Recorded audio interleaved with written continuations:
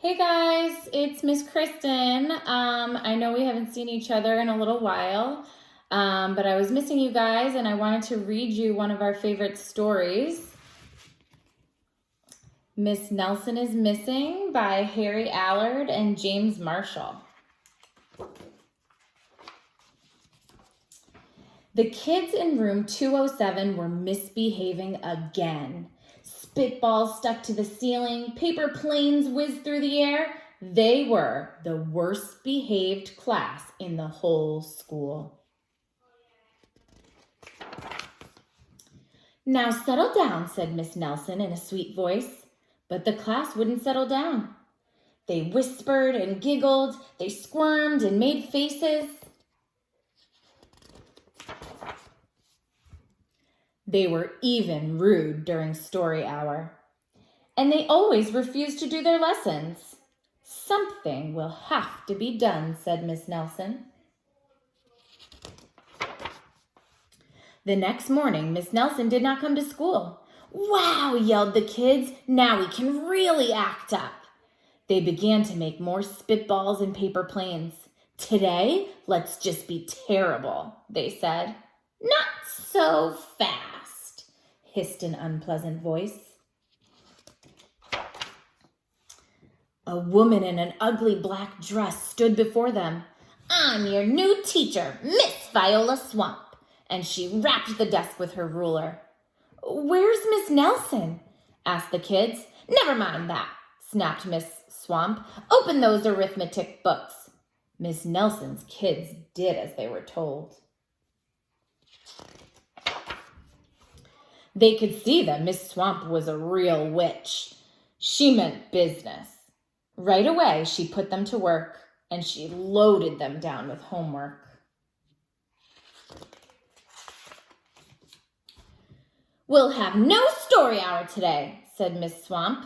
Keep your mouths closed, said Miss Swamp. Sit perfectly still, said Miss Swamp, and if you misbehave, you'll be sorry, said Miss Swamp. Days went by and there was no sign of Miss Nelson. The kids missed Miss Nelson. Maybe we should try to find her, they said. Some of them went to the police. Detective McSmog was assigned the case. He listened to their story. He scratched his chin. He said. I think Miss Nelson is missing. Detective McSmog would not be much help.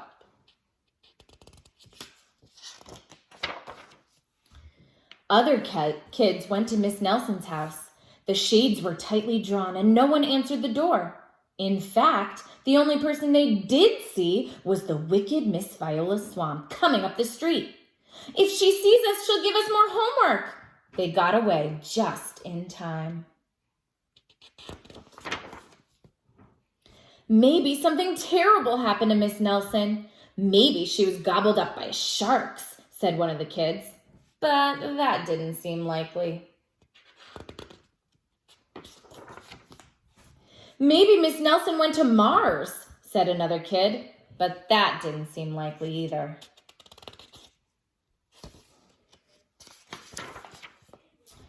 I know, exclaimed one know-it-all. Maybe Miss Nelson's car was carried off by a swarm of angry butterflies, but that was the least likely of all. The kids in room 207 became very discouraged. It seemed that Miss Nelson was never coming back, and they would be stuck with Miss Viola Swamp forever. They heard footsteps in the hall. Here comes the witch, they whispered. Hello, children, someone said in a sweet voice.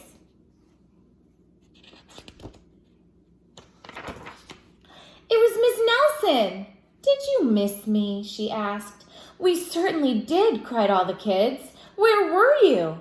That's my little secret, said Miss Nelson. How about story hour? Oh, yes, cried the kids. Miss Nelson noticed that during story hour, no one was rude or silly. What brought about this lovely change? Asked Miss Nelson. That's our little secret, said the kids.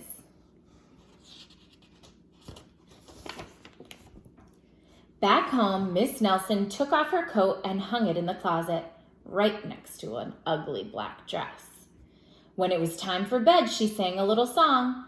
"I'll never tell," she sang to herself with a smile. P.S. Detective McSmog is working on a new case. He's now looking for Miss Viola Swamp. All right, guys, I hope you enjoyed that, and I will record another one for you soon. But I miss you guys all, and I hope to see you guys soon. Bye.